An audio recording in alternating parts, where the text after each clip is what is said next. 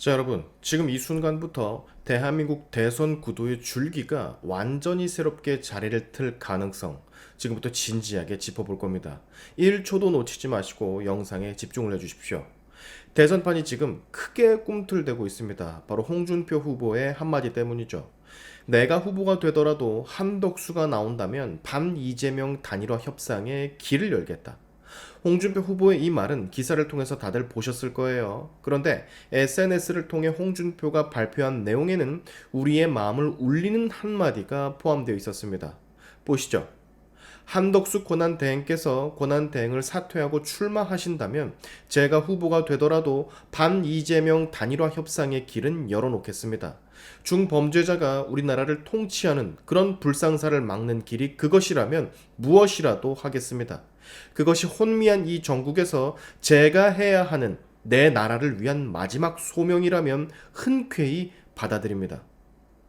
자, 여러분, 이건 홍준표 후보가 그냥 해보는 말이 아닙니다. 지금 대선판에 나와 있는 대권 주자들 중에서 이렇게 본인의 대권 욕심을 공개적으로 접은 사람, 홍준표가 유일합니다. 그리고 그가 던진 메시지는 대선 게임의 규칙 자체를 흔들고 있어요. 이 말이 얼마나 무거운 말인지 여러분은 느끼셔야 됩니다. 정치를 하는 사람, 대선에 도전하는 사람에게 있어서 후보 단일화란 자신의 길을 양보하겠다라는 의미예요. 그런데 그걸 그 어떤 조건도 없이 그저 나라를 위한 소명이라며 먼저 말을 꺼내는 거예요. 그 누가 이렇게 말을 할 수가 있단 말입니까? 가장 먼저 일생의 마지막 정치 행보를 내 나라를 위해서 그것이 맞다면 그렇게 하겠다라고 그 어떤 정치인이 이럴 수 있냐고요. 물론 정치적 계산이 없다고는 말을 못하겠죠. 스스로 최종 후보로서의 가능성을 낮게 본 것일 수도 있습니다. 하지만 욕심이 있어도 말로 꺼내지 못하는 걸 먼저 꺼내는 것은 정치적 용기입니다. 그 누구보다 말로 강한 정치인, 거침없는 직설로 유명한 그가 이번엔 양보의 목소리를 나라를 위해 먼저 냈어요. 이 말이 가진 울림이 너무나도 큽니다. 정말 멋있다 라는 말이 저절로 나올 정도예요. 지난 대선 때 안철수와 윤석열 당시 후보의 단일화 과정만 봐도 안철수가 얼마나 간을 많이 봤는지 여러분은 아실 겁니다. 그래서 최종 단일화를 늦게 택했고 그렇기 때문에 단일화를 하고서도 욕을 먹는 상황에 안철수는 놓여졌었죠. 그런데 지금 홍준표 후보를 보세요.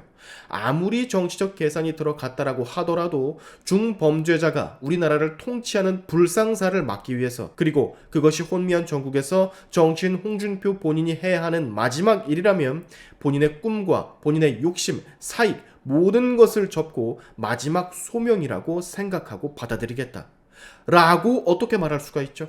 일반인, 보통인이라면, 보통의 정치인이라면 이거 너무도 힘든 선택이에요. 이번에야말로 홍준표 후보가 이 대선판의 가장 큰 어른으로서의 면모를 보여준 거라고 저는 생각합니다. 모두가 생각은 해요.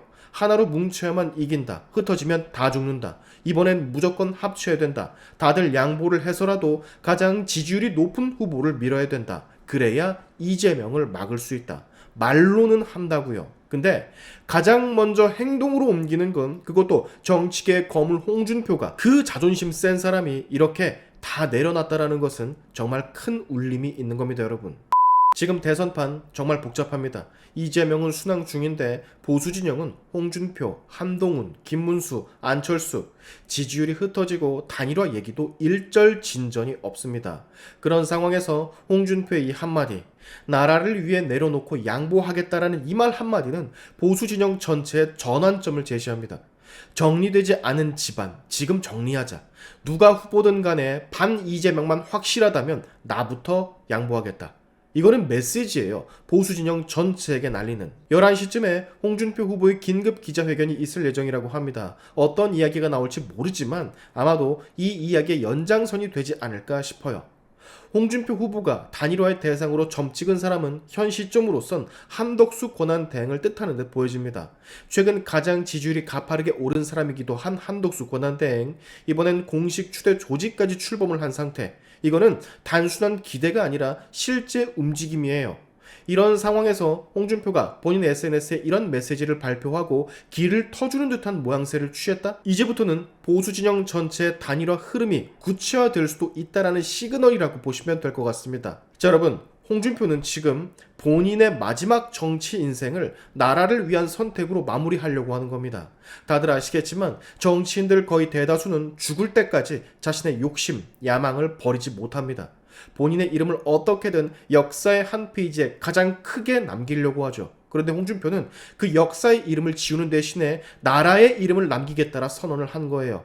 이재명을 막기 위한 일이라면 그걸 내 역할이라고 생각하겠다. 이 말은 단순한 수사가 아닌 정말 너무나도 무거운 결단입니다.